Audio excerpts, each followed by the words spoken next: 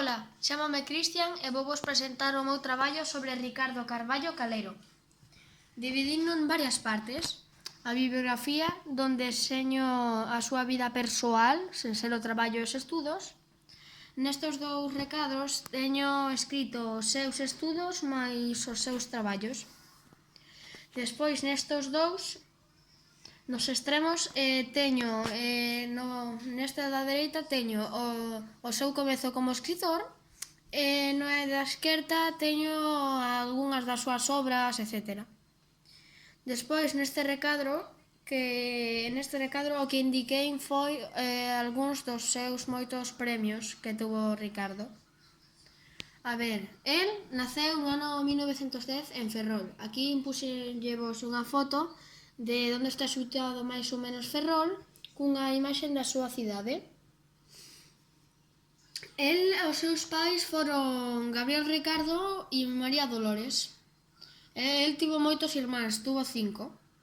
El estudou no colexio de Doña María e despois pasou con 14 anos a estudar na Academia de San Xosé, para despois poder entrar na Escola Naval Militar da Mariña Española, que en 1926 aprobou a carreira de Filosofía e Letras.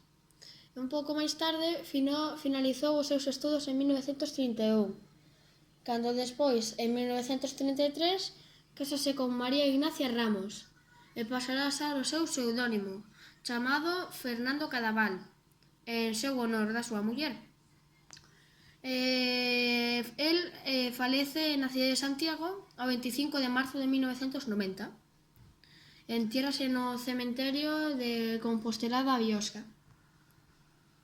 Agora pasamos aos recadros dos seus estudos e traballos, que son estes dous. Vou empezar por aquí. Aquí o que indiquei foi o SEG, que foi o Seminario de Estudos Galegos, que era moi galeguista.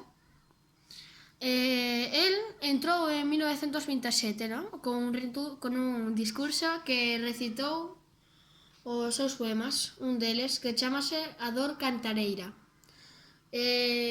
Despois, cuns colaboradores chamados Alexandre Bóveda, Vicente Risco, Paz Andrade e Lois Tobío, pasaron no ano 1931 a elaborar un anteproxecto de estatuto para Galiza, onde se recoñecía como un Estado libre do Estado da República Española. Foi un proxecto que finalmente non prosperou, fallou, entón, no caso ao final do SEG, que foi que se derrumbou, xa desapareceu e creouse en 1944 o Instituto de Estudos Galegos Padre Sarmiento, que era moito menos galeguista que o SEG. E aquí pus unha foto dos persoas do seminario. Ricardo é o quinto, empezando por a esquerda da parte de arriba, o que ten o sombreiro. Vamos co seguinte párrafo, que foi en 1936, el foi a Madrid para opositar como un profesor. Alistouse como un miliciano nunha batalla en Madrid, que era do 5º Rexurdimento. Cando aquí xa estábamos na Guerra Civil, aquí foi cando estalou a Guerra Civil. E ele estaba apoiando ao bando republicano, que de repente foi detido no ano 1939 a 12 anos de cárcel e un día de reclusión maior.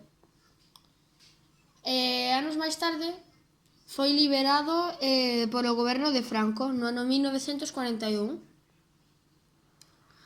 Anos máis tarde, que no 1954, acada o doutoramento en Madrid cunha tese sobre a literatura galega contemporánea e 4 anos máis tarde, no ano 1958, ingresa na Real Academia Galega, que é moi importante, porque aí indícase, por exemplo, o significado do dicionario, aí están todas as palabras.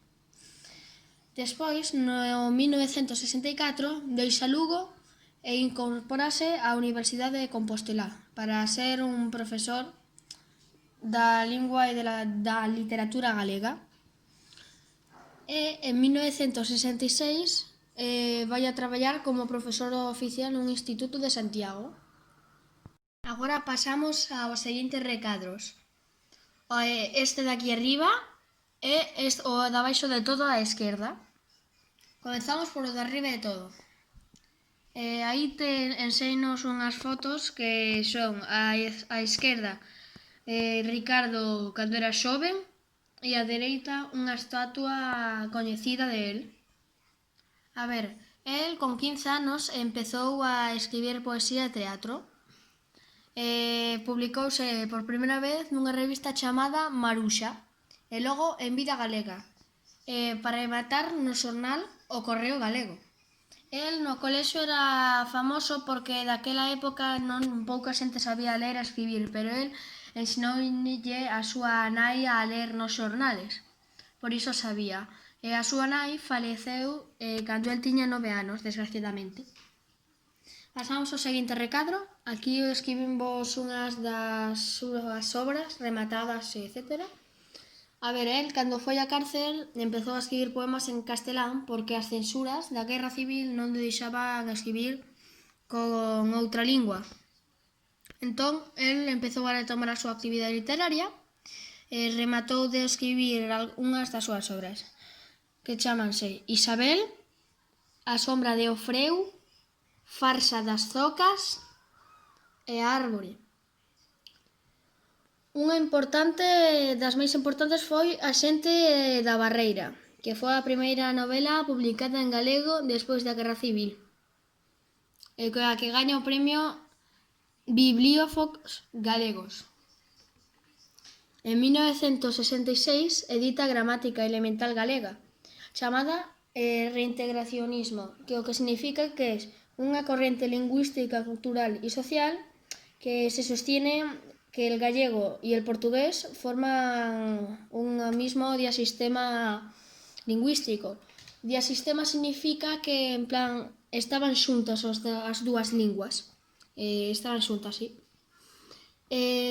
Despois, co seu libro Estado crítico das normas ortográficas e morfolóxicas do idioma galego, rematou de escribir esas obras e a súa última obra foi Escorpio, que foi a que publicou 3 anos antes do seu falecemento.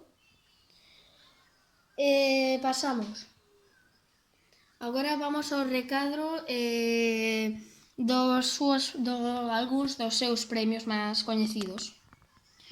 El, en 1972, gaña a Cátedra de Lingua e Literatura Galega da Universidade de Compostela. E aí foi cando se xubilou, no 1980. Logo, despois do 1984, a Xunta otorgalle a Medalla Castelao por todos os seus esforzos na súa vida. E aquí, finalmente, rematamos o meu traballo. Espero que os haya gustado e hasta la próxima.